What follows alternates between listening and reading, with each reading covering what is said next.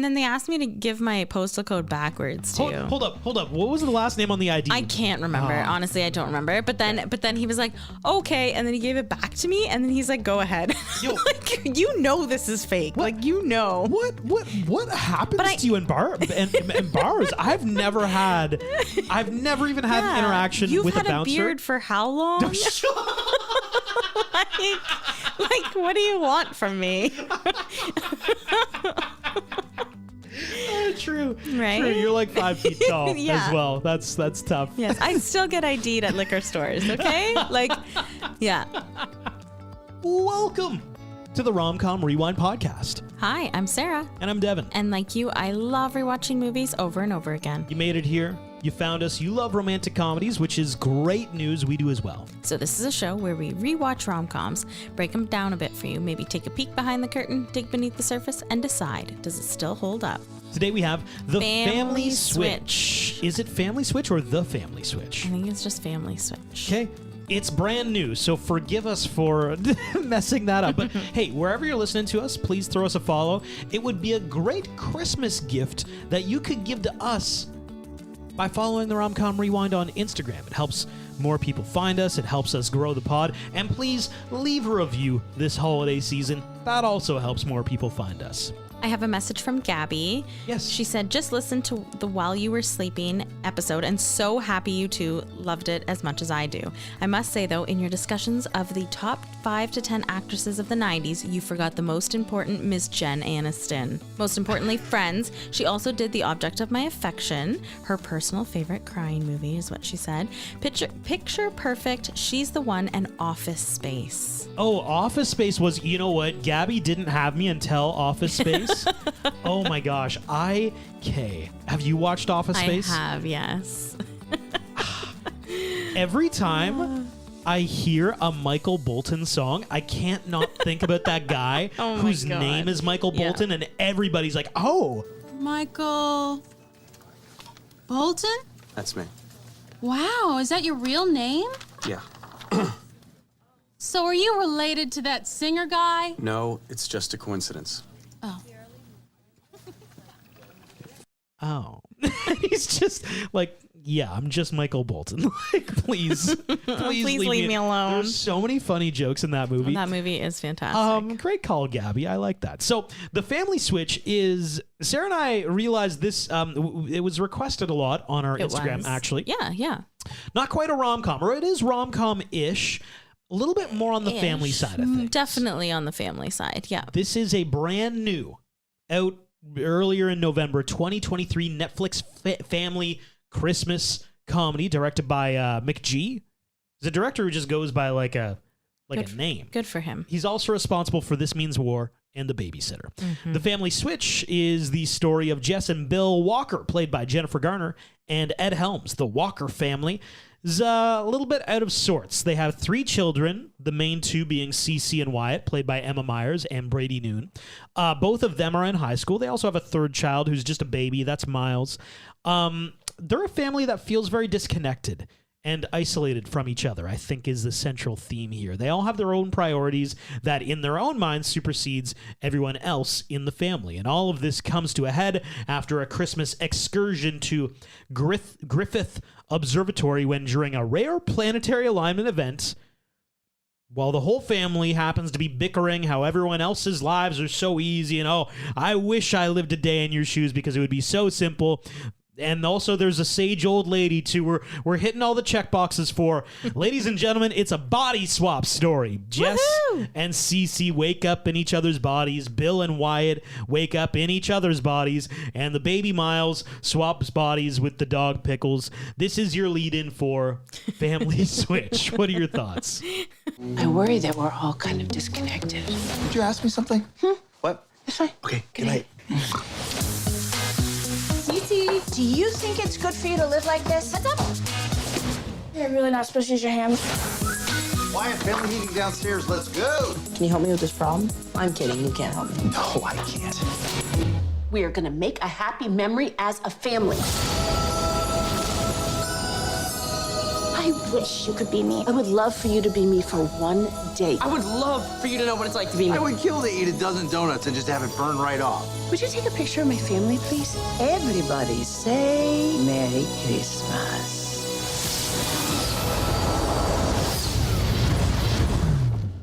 So this movie is definitely family oriented. This is a great holiday family movie for everyone to watch.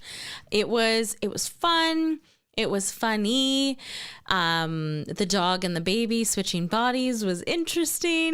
That was an odd little, little flip. side story. Like it was funny. I think it was filler. It was really good filler. I was about to say, I almost wonder if it needed to be in the film. I also thought of that. I was thinking to myself after I watched the movie, did that need to be in there? And then I decided that was filler. Like that was the pieces of the movie that you needed just a little bit of a break from or like scene. And before you go to the next scene, here's the baby and the dog being watched by this man named Rolf.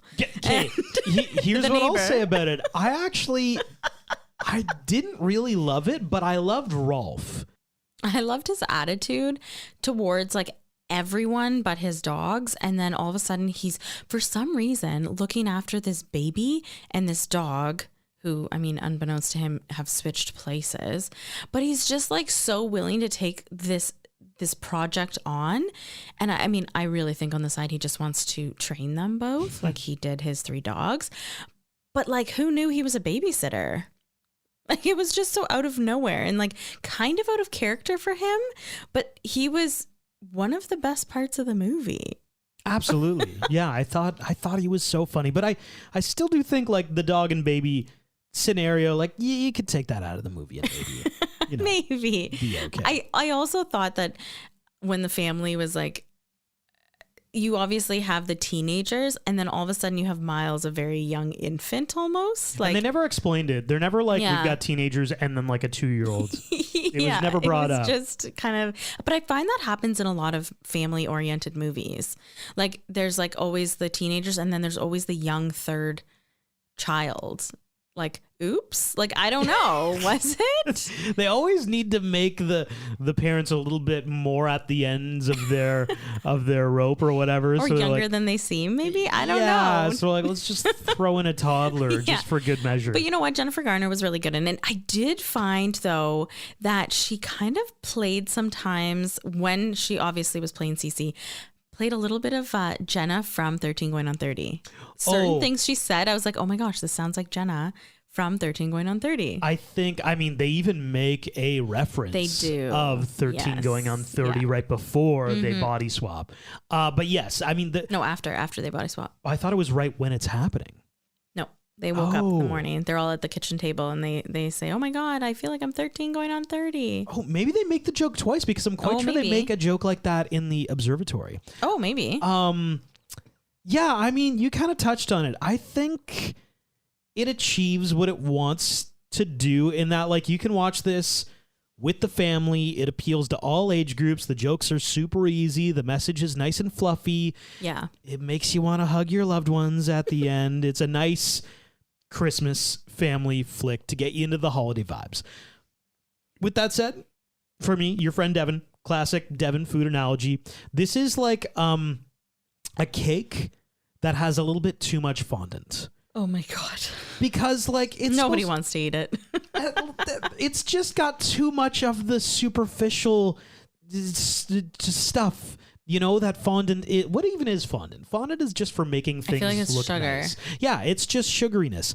And like there are moments where this ends up falling into the really slapstick eye roll-ish comedy at times, like the whole sequence of the ice cream gorging lactose intolerant fart sequence is what I'm going to call it at work. Oh my God, I forgot about that. That I was like, this is a lot. There's a baby drinking dog water. There's a close up of a colonoscopy, a dog urinating on a Christmas tree. Like there are a few moments where I'm like, if you made this in the 90s with Chevy Chase, I'd be like, yeah, totally. Of course. Like it kind of has those like old school family slapstick elements to it, which I mean, like I said, it makes it so that it's easy to watch for the whole family. But at the same time, I roll my eyes at a few of those scenes like, oh, Jennifer Garner is farting now. Like, we're doing fart jokes with Jennifer Garner. Okay. All right. That's where we're at. I mean, I will say I did like the movie. I enjoyed it. I thought it was a really nice Christmas family movie.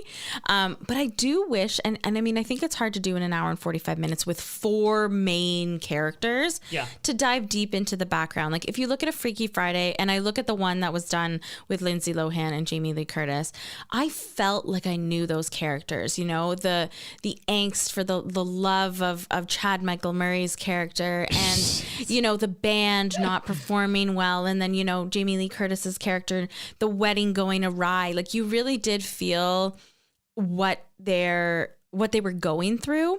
Whereas in this movie, you had four, I guess, storylines to really delve into. And was it far enough? I guess that's my question. But otherwise, it's a family movie. So does it have to? Probably not. So it was really easy to watch. You know, if I had more time to write it all down, if walking into this movie, I knew there were so many Freaky Friday similarities, I would have written them down because off the top of my head, there's a sage old lady who's basically responsible for the body swap. Yeah. There is a band moment at the end. There is a band where moment somebody at the doesn't end. know how to play an instrument, but the person actually in the band is like the kid or vice versa, who is whatever. Weezer, yeah. There's a thing like that. Did you know that? What's that? Did you know that? No, what? Okay, I mean, this is going to be my quick facts, but that's Weezer. Oh, it's yeah. Like the entire band. It is Whoa, that's Weezer. the whole band? Yes. Okay, classic Weezer. I only recognize the lead singer. Yeah. Rivers Cuomo. I recognized Rivers right away. Yeah. They do like hold the screen on his face long Yes, enough that they you're like, do. oh shit, that's Weezer, bro. Yeah. Wait, so the whole band was in Yeah. there? Okay. That's Yeah. pretty cool. Mm-hmm. That's I thought that was a really cool, yeah. Hey, hold on. You got Rivers from Weezer here, and you're like, no, let's get Ed Helms and freaking Jennifer Garner harmonizing. Like, you're not gonna let Rivers go out here? He was just, you know, a side piece in the band. Yeah, he was. Oh gosh. Anyway, I mean, it. Like I said, it does what it achieves. And if you watch this and you're like, yeah, like this is great, like sure, it's great for the whole family. It is. It no matter really who is. you are, you'll find some comedy or entertainment I did here. really like it. And you know what? I don't think there's been a good family Christmas movie like this in a little bit. So I think this was a good one. It's been a minute. So the movie opens with a dance number. Can we just talk about that for a moment? Ed Helms and Jennifer Garner come out dressed as candy canes. Oh, that was ridiculous. I was dying laughing. Hey, probably like, I don't know, top 10 openings for me. I'm totally kidding, but I loved it. With Ed Helms wearing the candy cane head. I kind of want to be that for Halloween. For Halloween? I love it. Okay. Or Christmas, maybe? I was going to say, don't like, know. it feels weird to be a Christmas character for Halloween. I but kind of like it. You do you. Yes. Anyway, it's 3 days till Christmas. The kids are getting older. They're teenagers. They really don't want to make the family Christmas video that they all make, which is why they're dressed up like that. And they just kind of want to go and do their thing. So we find out that Cece, the daughter, is good at soccer. It's basically her life. She wants to play for the national team. Bill wishes, the father, wishes that he were still rocking out in his band Maroon 6, which is obviously a Maroon 5. Yes. Wyatt is extremely, extremely smart. Like, he's a freshman in high school and has a Yale interview and is friends with people named Spock and Elon, which is also interesting. Like, Very. I thought that was really funny. Yeah. And we know that Jess is an works for an architecture firm, and wants to make partner. So they have a morning breakfast meeting, and they all have something big coming up. So Wyatt has an interview at Wales. Hold on. Wales? Wyatt has an interview at Yale. Okay, yeah. Don't know why I said whale. Cece has a championship soccer game coming up. Mom has a big presentation at work, and Bill has wants a band audition. The whole family is going to the planetarium that afternoon for Wyatt's big thing for the solar alignment, or the planet alignment. Wyatt gets bullied at school, but has a crush on this girl named Ariana. And Bill is a music teacher at their high school. And Jess is a big time at her work, like I mentioned. They seem to have lost, I guess, lost their way with being a family, and so they're definitely at odds with each other. So there's a palm reader at the planetarium later that day that we get to see. Her name's Angelica. And before they go in, obviously she says like, oh, Merry Christmas. You have to fix what's broken. You cute family. You obviously, we know she's like magical of some sort. Like this is kind of like in the realm of like, I don't know, weird guardian angel, genie, mythical planetary. Literally exactly the same as Freaky reader. Friday. The lady at the Asian restaurant says some words to the family. And they break the cookies. Exactly. And it all goes down. This one's just a planetarium and a planetary alignment and a lady named Angelica instead. But it's the same thing, guys. Pretty much. Yeah. So they all go into the planetarium and they're at the ginormous telescope. They're all arguing. And then Angelica shows up and asks Jess to take a picture of them. She does. But then the telescope breaks and they all fall over the ledge and something cosmic happens.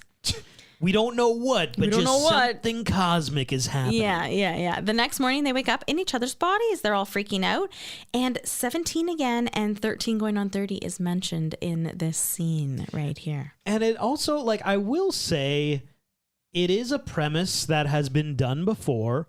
We've seen it, 13 going on 30, like we said. Good. 17 again, Freaky Friday. They do tell different jokes than all the others, which I appreciate. Yes, I agree. Because you are kind of like, we're doing this again. Like, what? You can't come up with the same jokes. You got to do new shit. I loved it. I would say there's a handful of listeners that as soon as it came out, messaged me to let me know that this was a body swap movie. And I appreciate it greatly, by the way, everyone. Thank you. Because, yeah, it's a tale as old as time, but I love it. A couple of those jokes that I feel made this movie feel fresh. What are you doing in my bed? You're in my bed. Why am I in your bed, Mom? What is happening? That's me. Cece? Mom? Wyatt? Dad. I mean, there were the jokes with Wyatt and Ed Helms. How he's like, oh my God, you've got chest hair? Like, you've got, what's happening with you? I'm so itchy. And then the side with Jess and Cece. Jess is now in Cece's body. And she's like, oh my God, you have a tattoo? And then Cece, that's right, in Jess's body is like, oh, like you found the soccer ball? She had not found the soccer ball. It turns out Cece has 2 tattoos. Yes. I have for you. I've discovered, I went looking for stories of girls not telling their parents about them getting a tattoo and how the parents found out and how long they were able to lie about this tattoo. That is a tale as old as time. Yeah, how common is that? Oh, I feel like it's super common. That, and for some reason, when I was in high school, it was getting your belly button pierced. How are you going to hide that? I don't know. That was such a millennial thing, getting your navel pierced. I never did. It was all Christina Aguilera's fault, I feel. Oh, my goodness. Her and Britney Spears, they made the navel piercing a lot. This person writes, when I came home from the tattoo parlor, my mom refused to even look at me. She didn't acknowledge my existence for a solid 3 days. My dad, on the other hand, was the one who took me to get my tattoo and recorded the whole thing. Yeah. Oh my God. That's from Olivia, who was 18 at the time. Wow. Too young to get a tattoo? What do you think? I don't think so. Although, you know what's really funny is I know a lot of people that got tattoos like when they were able to, I think at 16, and they don't like them anymore. Oh, for sure. Yeah. I agree with that. I think 18 might be the start of like, okay, maybe you can, maybe 19.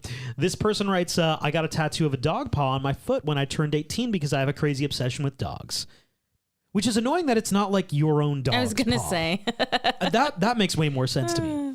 This person says, I knew my dad would be totally against it, so I hid it from my parents for years by wearing socks and a Band-Aid over it. Wow. One day when I was 24, so this person made it 6 years. One day when I was 24, I went to my dad's office wearing sandals and forgot to cover it. My dad didn't notice, but his business partner, an extremely immature 58-year-old man, spotted my tattoo and proceeded to yell at full volume in front of everyone, did you know your daughter has a tattoo? Show everyone your tattoo.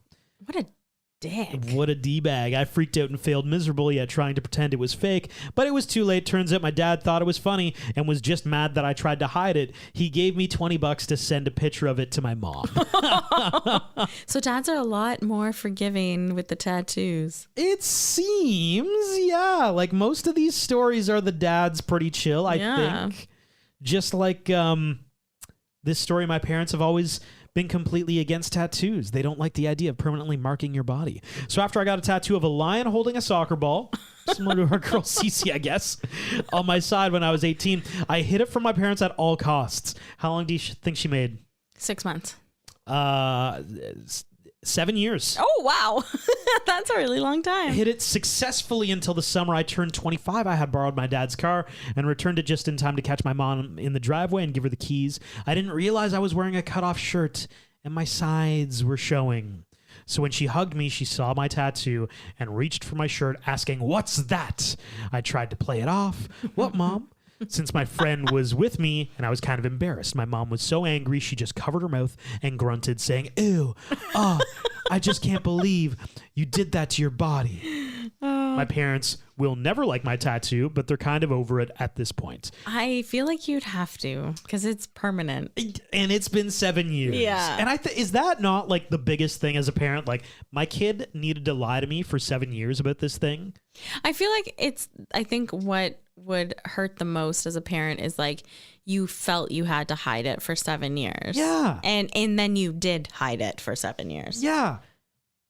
A lion holding a soccer ball, objectively, though, is kind of strange. I mean, she might regret that later. Maybe she's a soccer star and she's also a Leo. She's like, here's maybe. Hey, I'm just trying to help our girl Keshi out. Like, I don't know. So the family believes that if they go back to the telescope, they will be able to switch back. So they all, get ready to go to the planetarium, and then they realize that none of them can drive, and they take scooters to get there. They get there, it's still broken. It's going to take all day to get it fixed. They also have Pickles and the baby, and so this is where neighbor Rolf comes in to watch the baby and the dog Pickles. So Cece and Jess go to Jess's workplace, and she can't walk in heels. Everything is not going as planned. Before this big pitch, Cece decides to down a tub of ice cream, which supposedly doesn't agree with Jess. We find out later that she's lactose intolerant. At what age were you like comfortable in heels that you could like walk into a workplace with high heels and be like, I'm walking here? I think that was because going to the bar. That I wore heels because I am significantly short. So and, what age? Like 17? Okay, so no, 18, 17, 18. Wow. Okay, 17. Is that Judge Sarah, would you say you perjured yourself? What is the exact You mean like lied to get into a bar? Yeah, well, what you did was not realize that you admitted to going to the bar at 17. I know. To the entire podcast here in Canada, ladies and gentlemen, the legal drinking age is 19. I was just about to say, yes, the legal drinking age in Canada is 19, and in Quebec it is 18. And you were definitely underage, ladies and gentlemen. Yeah. Discovered something legal illicit about our girl Sarah just now. Yeah, 17. Yes. Anyway. I love how you did it so... and I think I've told the story on the pod before. I had a bouncer make me take off my heels, and he had a measuring tape taped on the inside of the door and made me stand there and then looked at my fake ID and said, "You are not this person. You are not tall enough." And then so sent me funny. on my way. Yo. And he kept the fake ID. That bouncer does that shit all the time for sure. Any bouncer who's Definitely. like, "Oh, I got my measuring tape on me." It was taped on the freaking door. He obviously does this often. Yo, that's a way better move because bouncers will be like, "What's your address?" Like you can memorize that shit. What's your astrology sign? Yeah, if it says 195 centimeters, that's quantifiable. You can immediately find out if somebody's lying about that. One time I had somebody ask me, and it was a very bad fake ID, like really bad. They asked me what my heritage was for my last name, and then they asked me to give my postal code backwards too. Hold up. What was the last name on the ID? I can't remember. Honestly, I don't remember. But then he was like, "Okay," and then he gave it back to me, and then he's like, "Go ahead." Yo, like, this is fake. What? Like, What happens to you in bars? I've never even had an interaction with a bouncer. You've had a beard for how long? like, what do you want from me? True. Right? True. You're like 5 feet tall Yeah. as well. That's tough. Yes, I still get ID'd at liquor stores, okay? Like, yeah.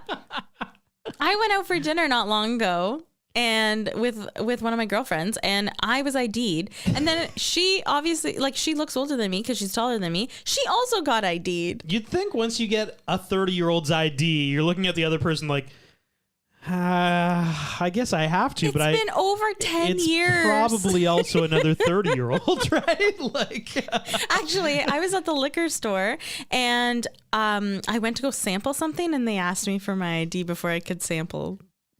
at the liquor store for Yeah, a sample? For a sample. You I didn't know? even know they could do that at the samples. Yeah, during the summer, there's all like the try the new, whatever. Yeah, but they never ID me. Well, they ID'd me. My God. Yes, because you have a beard. I have a beard. Got some gray hair coming in. I haven't been ID'd in like a decade. I think I turned Lucky. 20 and they're like, he's fine now. Lucky you. Anyway. Just means I look old. I don't know if it's a good thing. Anyway. So Jess writes, Jess in Cece's body writes the presentation down on note cards. At school, Wyatt is telling Bill to not just avoid everybody, but Bill peaked in high school, obviously, and is killing it as being Wyatt in high school, as a high school student. So back at Jess's work, Cece starts the presentation and it goes terribly wrong very quickly. She starts yelling and thanking everybody for coming to the presentation, which I thought was so funny. And then Jess says to Cece to use the cards, which she has to put her glasses on. The coffee spills all over them. Jess, who is Cece, should not have eaten that tub of ice cream, and it's come back to haunt her. Ask me how long it took me to get through this 5-minute scene. Oh, how long? Probably about 30 minutes. Oh, no. I paused it maybe 5 times and I had to stop. This was like so cringy and so awkward and so uncomfortable. And I get like, that's the joke. I get it. But like, it was like, and then she starts farting. I'm like, oh my God. It's the farting. That was This is- excessive. And it was honestly the eating the ice cream ahead of time. She was really like, they had wild effects of just like, of her eating ice cream. I'm like, this is gross. This is like opposite ASMR. This is too much. It was really, really funny. The farting was excessive, but yes, it was, yeah. Anyway, it's come back to haunt her. Then Cece, as Jess goes into like, do you remember that? This is the church. This is the steeple. Open the doors and see all the people. So weird. So weird. I started laughing out loud because I was like, I literally said to the screen, I was like, whoa, this brings me back. Like, whoa. Anyway, the guy starts laughing that she's presenting to and then says like, literally, that's not funny. Jess, as Cece, saves the day, but she's about to literally crap her pants. And she farts so loudly in front of everybody. It goes awry. It doesn't happen. She ends up leaving. Like, it's not a good scene. So they get to Cece's championship game, and Jess has to play as Cece. And it is a massive stadium for a high school championship game. Like, those are tens of thousands of people in those stands. That's intense. Anyway, the game does not go well. Jess catches the soccer ball and takes the game into her own hands by coaching. Like the Cece as Jess starts coaching the game. And when Jess as Cece has a chance for scoring, she ends up going to help an injured player instead. And Cece is absolutely devastated. Wyatt's interview is going terribly for Yale. Ariana stops by and talks to Mr. Walker, which is obviously Wyatt in Bill's body, and that goes surprisingly well, but we get a feeling obviously that Ariana likes Wyatt, but the interview is not going as planned. He starts dancing on a chair at the end of it, and we know he's not getting into Yale. My favorite outtake from this movie is from that Yale interview. Oh my God, yes, I know. Do you know the one I'm talking about? Are you talking about the one with Ed Helms? Yeah, where he's like, you're kind of like unfunny and unintelligent, kind of like an Ed Helms type. Upon meeting you seem more like a middle-aged man of middling intelligence. Low. Middling to low intelligence. Sort of an Ed Helms type. Why did they not leave that in? That was so funny. Can I actually say my best scene, because it won't be throughout the movie, but my best scene are the bloopers at the very end. Mine as well. Because they were so candid and so well done. And it makes me think that a lot of this might have been impromptu.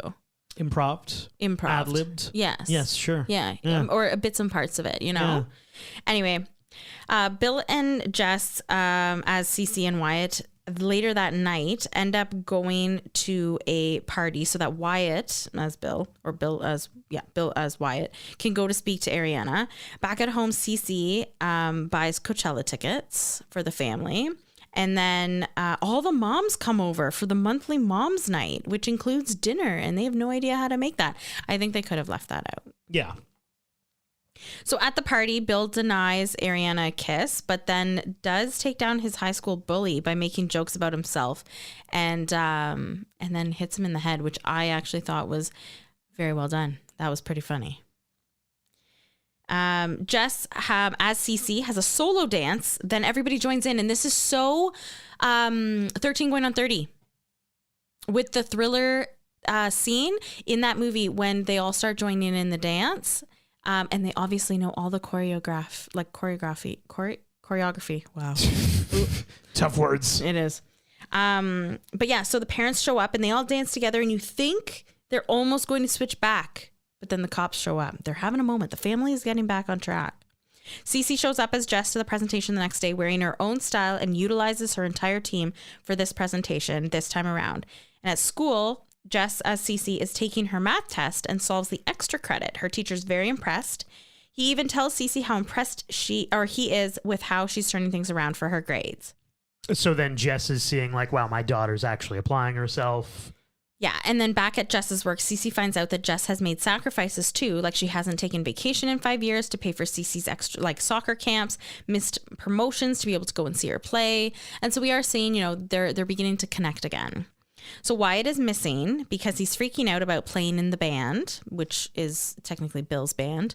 But he works up the courage with his family behind him, and the whole family is singing as backup singers. Yes, very Freaky Friday-esque, I said. Yeah. So the performance goes amazingly, and they get to go to Hollywood. Jess's team nailed the pitch, and she makes partner.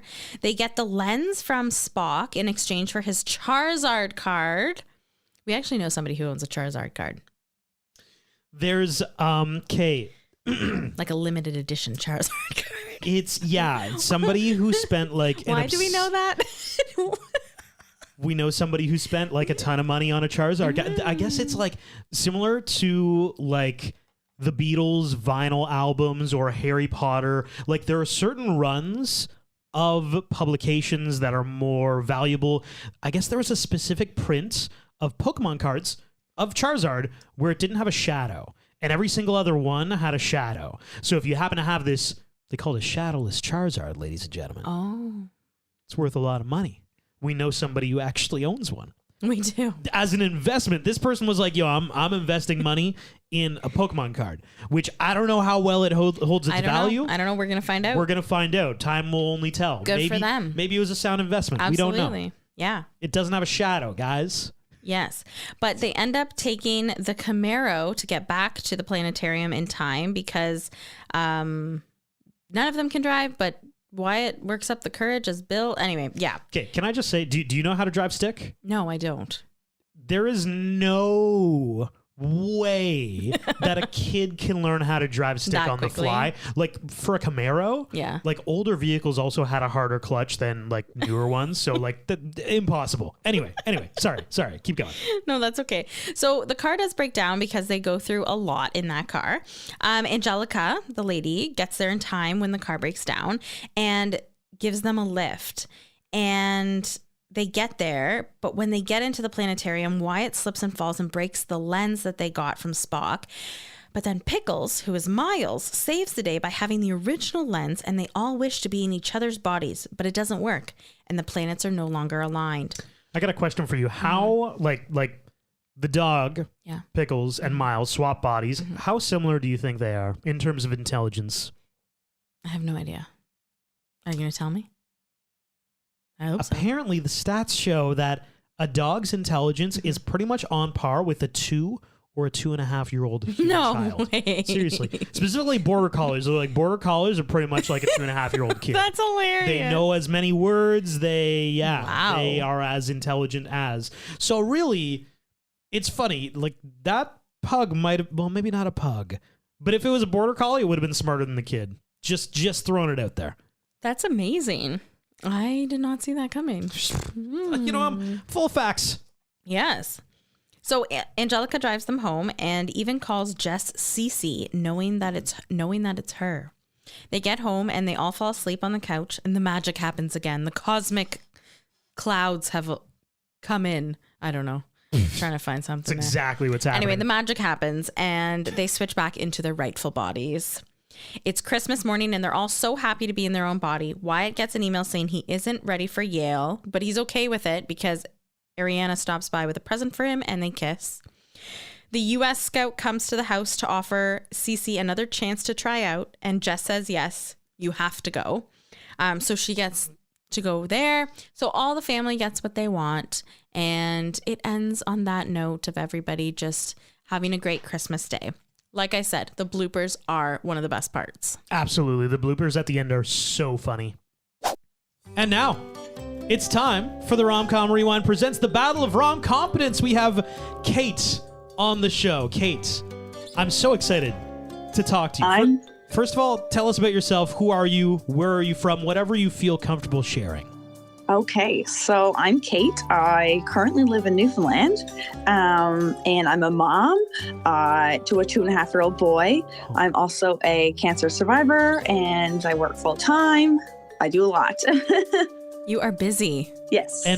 And a lot of things to celebrate. And like, absolutely. I mean, of course, you know, a cancer survivor and being a parent. And I say that because I want to hone in on one thing.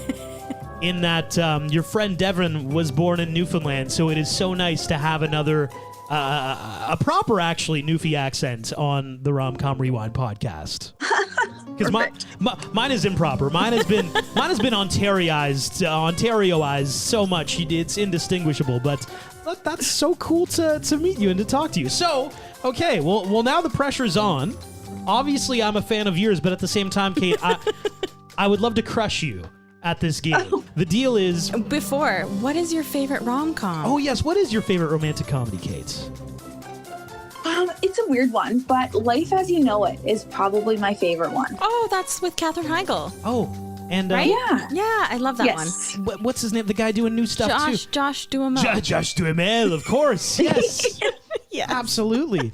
So the deal with this game, Kate, is that we've realized from you and our audience and the RCR fam is that one thing you guys love is quick facts, and two is that you would love an opportunity to be on the show and test your love for romantic comedies with ours. So what's going to happen here is I'm about to leave the studio. I'm going to walk away, and Sarah will ask of you 3 romantic comedy trivia questions. Answer those questions to the best of your ability, and then I'll come back into the studio, and I'll be tested on the same questions as you, and we will discover if you are more romantic comedy. We'll discover if you're more rom-com than Devin, really. Does that sound fair? Oh, sounds good. Can't wait to crush you as well. Yeah. Well, the game is on. I will officially depart. Good luck. Okay, bye, Devin. Thanks.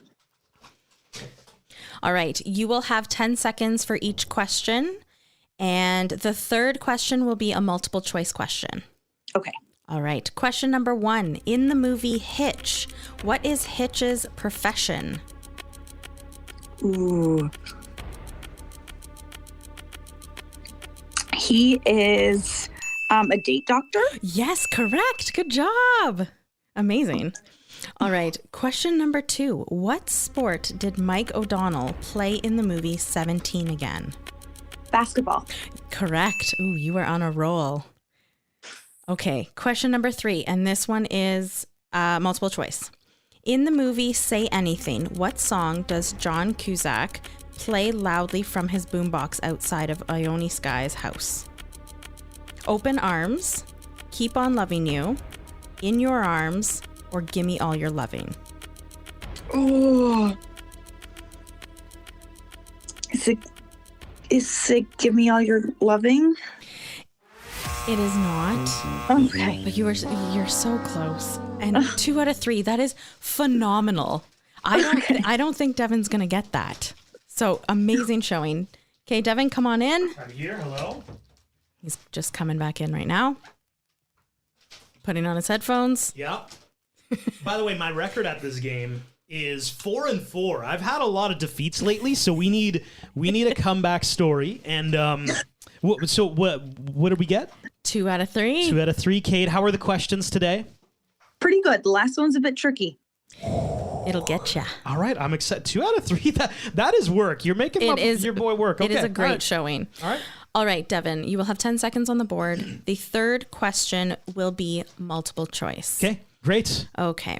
Question number 1. In the movie Hitch, what is Hitch's profession? He's like a love doctor. He's he's like a love doctor. A relationship person. A relationship coach. I'm not going to. What? That's BS. You know what? Kate got it bang on. What is he? I cannot accept anything but bang on, which is date doctor. Oh, come on. I'm just saying. All right. She got it right. I'll do the next 2 and then we'll go into overtime, Kate. All right. Okay. Question number 2. What sport did Mike O'Donnell play in the movie 17 Again? Basketball. Correct. All right. Now we got the multiple choice. Easy. Easy. In the movie Say Anything, what song does John Cusack play loudly from his boombox outside of Ione Sky's house? Yeah. Peter Gabriel. Open Arms, Keep on Loving You, In Your Arms, or Gimme All Your Lovin'? Oh my God. Say A and C again real quick. Open Arms, In Your Arms. C, In Your Arms. Oh, that's correct. Yes! I said that reluctantly. That's weird because the chorus is like, in your eyes. Is it not in your eyes? Or It's definitely In Your Arms. in your arms. Okay, that's what I was thinking of and channeling. So I love that you think it's in your eyes. well, I still got it right, so it doesn't matter. Okay. Wow, Kate, we're in So you overtime have now. to explain, and while you're doing that, I'm going to be doing my my stuff on the side here because I didn't think you'd get it, Devin. Are you? Wow. First of all, no faith. Second of all, how are we feeling, Kate? Are you a little bit stressed out? A little stressed. Not too bad, but a little stressed. Okay, so the way this works for overtime is that essentially we need an answer that neither of us will be able to get correctly, but we can get close, if that makes sense. Something quantifiable. So Sarah is right now Googling the theatrical box office for a romantic comedy that you and I are about to find out. We need to guess how much money said movie made at the box office. Yep. So, and you need to tell us if it's either international or domestic, because Correct. That is what I'm checking in right now. I Yeah. did pick a movie. I just have to see. And so what's going to happen is I'm going to write down my answer so that Sarah knows it's locked in. We're going to hear your answer, and then I'm going to reveal mine. Okay? Okay. Lots of moving parts here. Do we feel comfortable? I feel right. Feel good. By the way, while she's looking that up, I just realized I'm wearing an East Coast lifestyle tank top today. You are It's from almost like it Halifax. was destined to be. Oh, it's fate. Here we go. All right, what's the movie? All right. The movie box office amount worldwide for the movie The Holiday. Oh, The Holiday's good. Oh. Okay. Oh, man. So worldwide.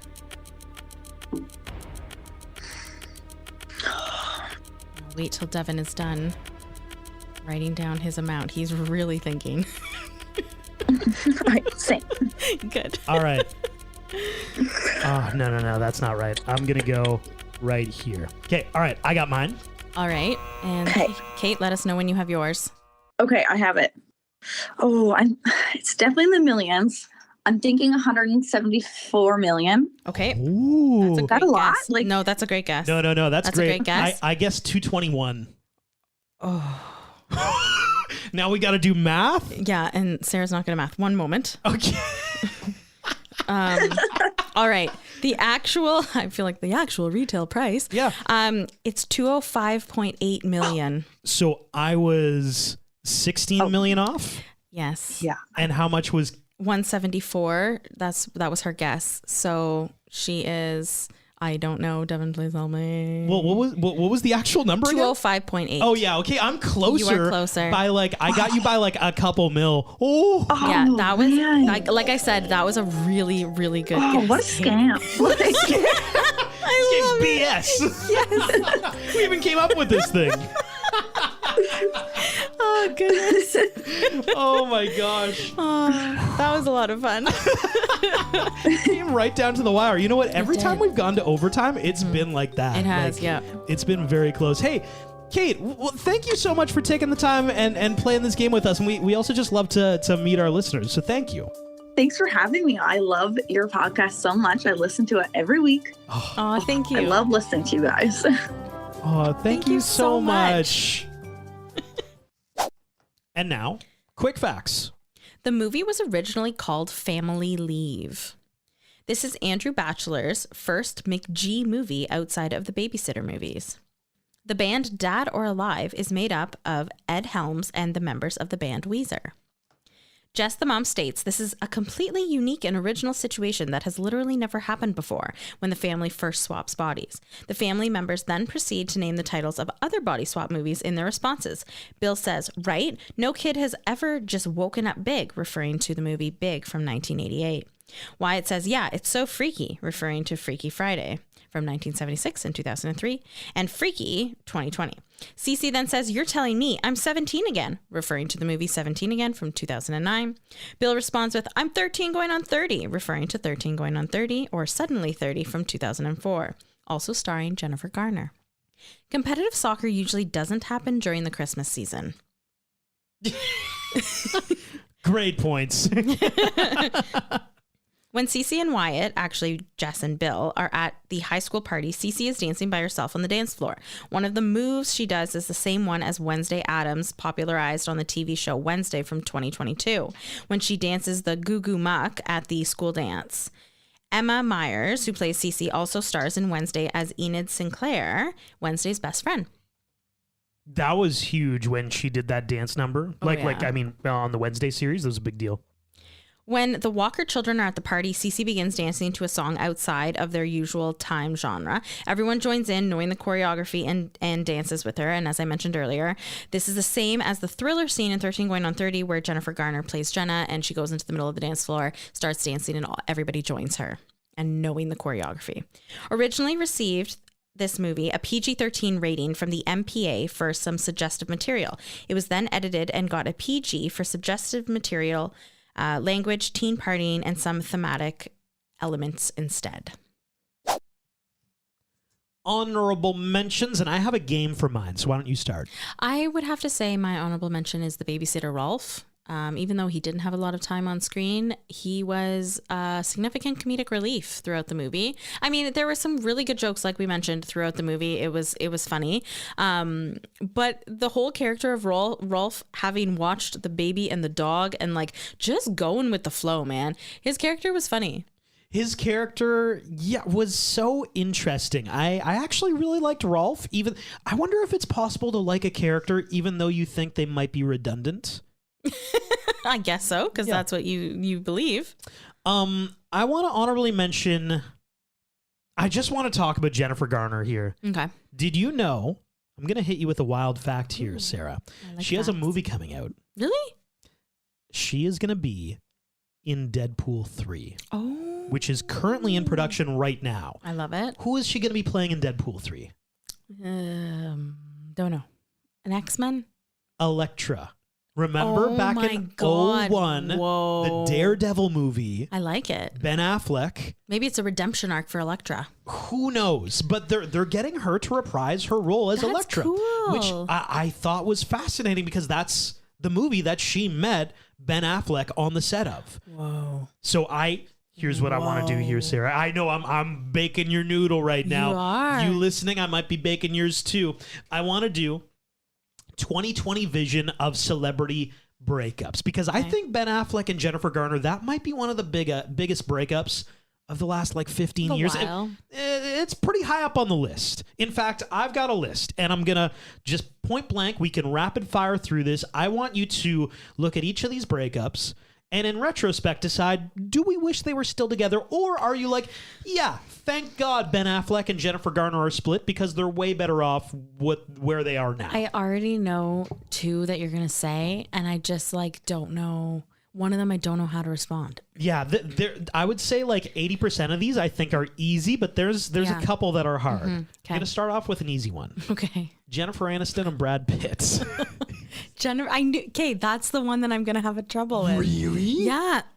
Sarah. Because like she loved him so much, and he was cheating on her. Yes, with I know. Angelina Jolie. I know. Like, allegedly. I mean, allegedly. Well, Mr. and Mrs. Smith, let's be honest. But I mean, it's obviously good. No one should be cheated on, so obviously it's good. But I just want her to find love. You know, I just want her to find love. She's on this list more than once. Oh, I feel bad. Okay, so you just want her to find love, but you agreed they probably shouldn't be together. How about Katie Holmes and Tom Cruise? Oh, good that they're broken up. Yep. Yes, good. Kim Kardashian, Kanye West. I liked them together, but it's probably a better thing that they broke up. I thought they were actually good together. Same. I feel like he called her on her BS a lot. Yeah. But now Kanye has just gone into a weird zone. Yeah, and that's the part that I'm like, it's probably for the best. But had that not occurred, like had he been in good mental health, I think they were good together. There's a clip you can look up that I find hilarious of Kim Kardashian. I can't remember. I think they were talking about their jacuzzi.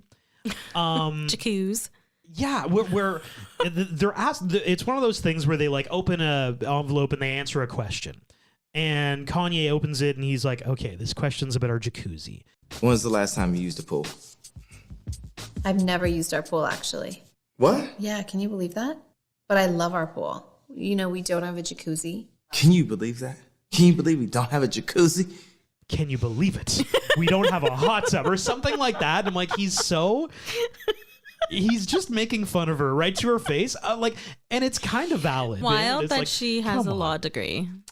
I don't think she's passed her. She hasn't passed the bar? Yeah, she hasn't passed the bar yet. But she is apparently going to do it. Like, that's a thing that's going to... 12 times the charm. You know... She's got enough money. I'm totally joking. She doesn't need to, I'm surprised she can't pay for the piece of paper, but anyway. Yeah, that's a good point.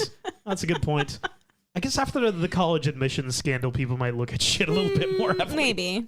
Angelina Jolie and Brad Pitt, how do we feel about it? Well, I feel like that was really, really messy. I think they had a lot of children, though, so like it's sad for that piece. And yes. I think having done what Brad Pitt did to Jennifer Aniston, I feel like, you know, you could have tried to make it work, but clearly didn't. They were married for a while, though. They were married for quite a while. Yeah.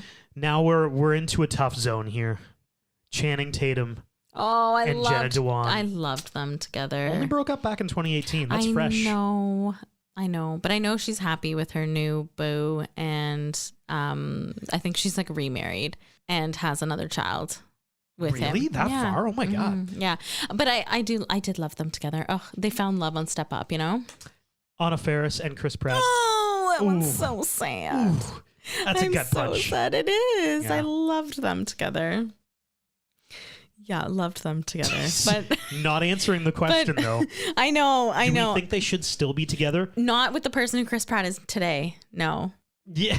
Oh, you think Chris Pratt's changed? Yeah, I do. I agree. It's weird. Andy Dwyer. Man, I'm like, Is I know not who Chris that guy. Pratt. Yeah, and I'm like, that's not the same guy that we know today. Yeah, no. It is. I do think you're right. Mm-hmm. Jennifer Garner and Ben Affleck, I think they are good with not being together. I think this one's weirder because he's with J-Lo again. Yeah, again. Yeah, again. That is interesting. Likes the Jennifers. I guess. Yeah. Ashton Kutcher, Demi Moore. Oh, good. Yeah, good that one they're was weird apart. from the outset. I think everybody that was agrees. Weird. I'm glad they're not together anymore. And also, Ashton ended up pretty with sure Mila he's like Kunis. literally the same age as her daughters. Oh, is he? I don't actually know, but like, it's got to be That's close. how I feel. That's how I feel. Feelings are more important than facts, ladies and gentlemen. I feel like they're probably the same age. I know they're not, but that is how I feel. Oh God! And he's with I'm Mila gonna look Kunis it up right now. From that '70s show, so you're like, he found his. Oh yeah, person they're at the destined. end. They were always destined from that '70s show on. Okay, wait, hold on.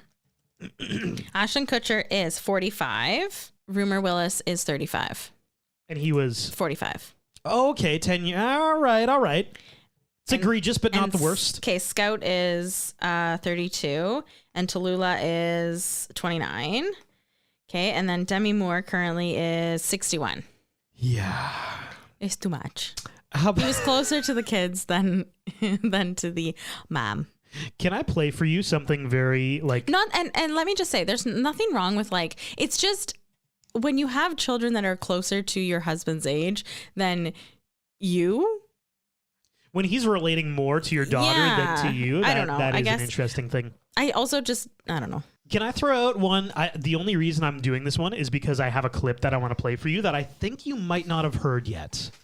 Britney Spears and Justin Timberlake. Oh, okay. Obviously, you would like them to be broken up, yeah? Oh, well, yeah. I mean, I'm not going to read the memoir. Well, that's great. So... I'm going to play you a clip of the memoir. Did you know it's voiced by Michelle Williams?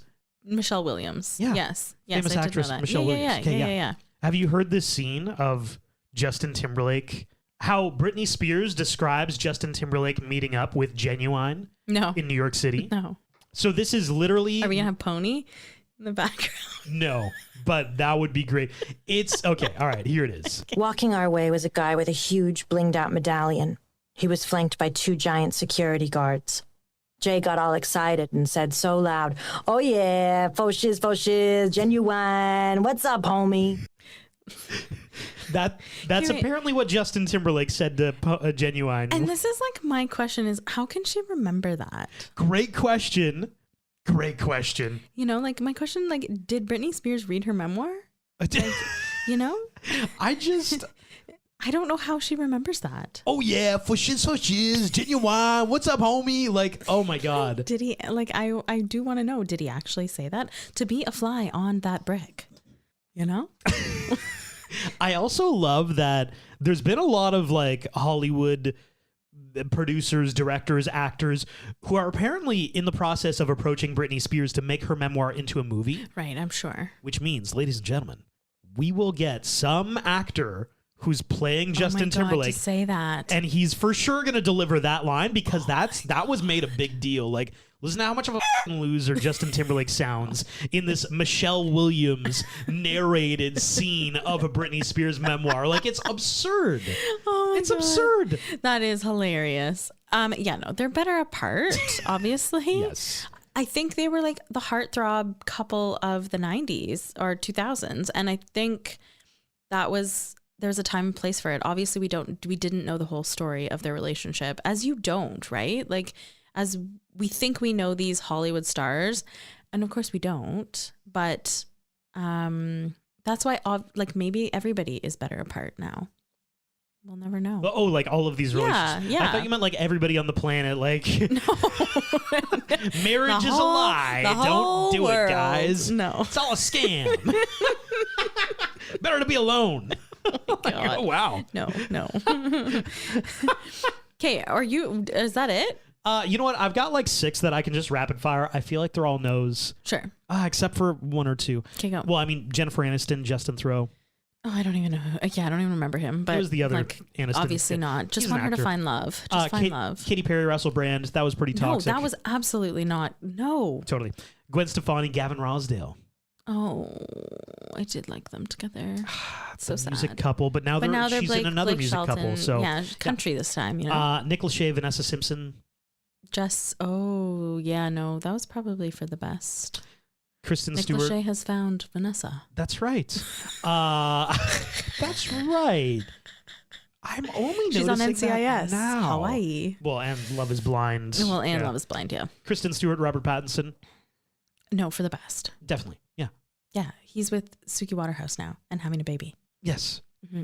And she does not. I don't know who she's with. Well, yeah, not a guy. So, yeah, right. Yeah, exactly. So it's for the best, for definitely sure. for the best, yeah. Definitely. Ryan Felipe, Reese Witherspoon. Oh, that's some Fatal Attraction right there. No? Cruel Intentions. Cruel Sarah. Intentions. God, hey, we've even gotten requests for that. I know. Well, it's not a rom-com though. It's a romance drama. We've done those. We're doing a family comedy right now. I was actually talking to one of our listeners about it.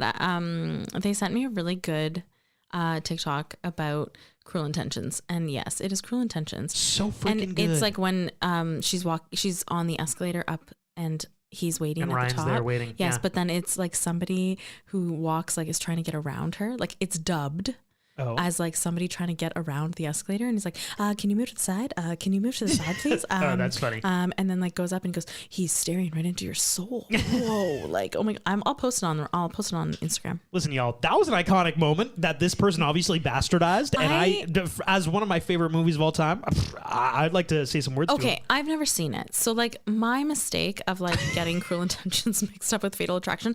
I've also never seen Fatal Attraction. So that would be why. Double whammy. So I apologize. But yes, I did really like them together. They had like identical looking humans to them.